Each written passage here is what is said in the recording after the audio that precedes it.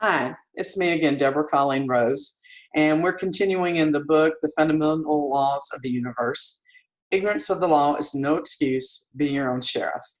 And the next law that we're going to discuss is the law of action.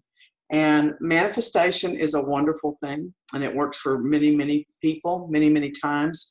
But action is something that you must do and perform to set out the goals to be fulfilled. That's what the law of action is about. There must be action for things to manifest. So oftentimes the action is merely the thought process of us hearing, seeing, feeling, all those things of what happens when we achieve those goals. So that in itself is an action. But it can be much more specific as picking up the phone, uh, making a letter, an email, or being something even more specific.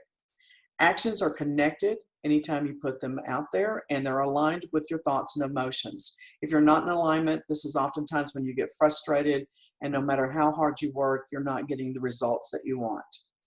Taking deliberate action is a prerequisite to manifesting things. Actions, they support our thoughts, our dreams, our emotions, and words are what fuel the fire. And they expand our energy, and they also increase the vibration. That's why journaling can be so effective, or affirmations, saying them out loud. Hearing those words is so, so powerful. The law of action is the natural progression when one is in harmony and alignment with your own passion, purpose, and goals. Without action, you're going to find that dreams will remain in the realm of dreams. Sometimes people don't even dream, they just make a wish, and they don't even go as far as to see what that dream can look like if it was manifested. So there's wishes, there's dreams, there's goals, there's accomplishments. Goals are brought into fruition through action, and no goal is achieved unless the action is in alignment with your vibration. Everything has to be congruent.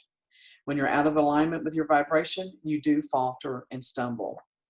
So why is it that so many people fall short of the finish line? It seems like it's a pretty linear line.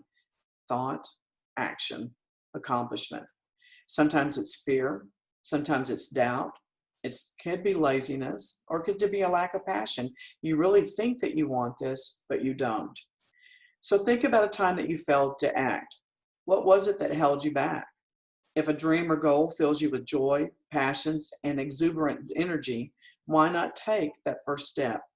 Don't deny yourself the joy of taking action. So as if you remember, when we were writing this book, it was three of us writing it together, and we all would make comments during the progress.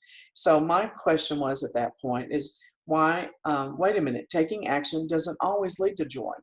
There have been times that I have asked myself, if I want something, I say yes, and I get it, and then I'm like, nah, that wasn't what I wanted.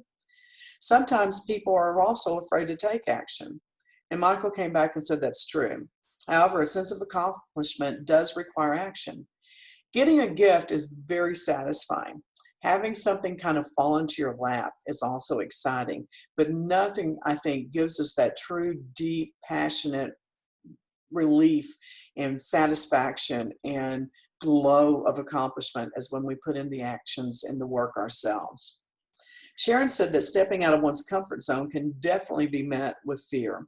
However, when you allow yourself to set aside the fear and take action anyway, that sense of accomplishment and joy of success are worth it. We get an adrenaline rush by challenging ourselves to do something that makes us fearful. It gets all those endorphins going, that adrenaline pump. So this transitions us into the laws of cause and effect. The cause is the action taken. When engaged energetically, intellectually, spiritually, or physically, the action will elicit a corresponding effect. Our day-to-day living is filled with action. It is when performing these actions, which correspond with our free will, that the universe creates results, reactions, and responses to bring into our lives. The universe will mirror whatever you project.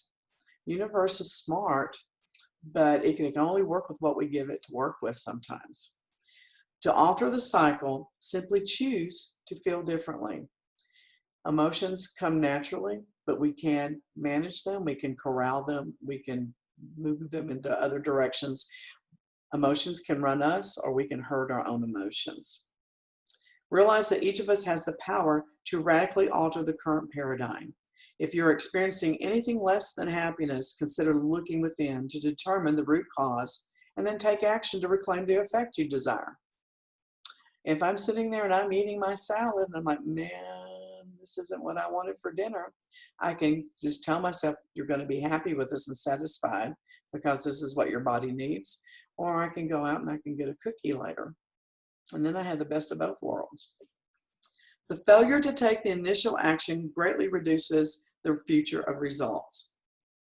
That means the law of action is overlooked. This law indicates that the mere thought is action. However, thought alone will produce only moderate returns. To fully bask in the glory of aligned action, one must act. It is most difficult to manifest without some sort of action. Writing, positive affirmations, visualization, these are all direct actions. They alone seldom lead to completion. Action in conjunction with positive intention builds the energy.